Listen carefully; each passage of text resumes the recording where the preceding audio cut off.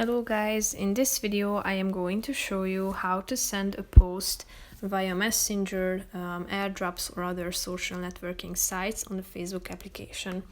But first I just want to mention, don't forget to subscribe to my channel because at 10,000 subscribers I am going to show you my whole YouTube revenue statistics and growth strategy, how to make money online. So let's jump into it.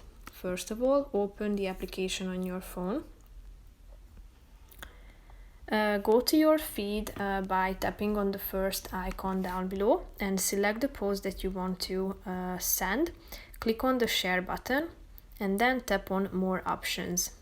Here, as you can see, you have many options that you can choose from, such as airdrop, messages, Instagram, Messenger, Facebook, Slack, Gmail, or whatever. So click on the relevant one and then you will be able to forward this post to your addressee. So that's pretty much it for this video, guys. I hope you found it helpful. If you did, consider subscribing and see you in the next video. Bye bye.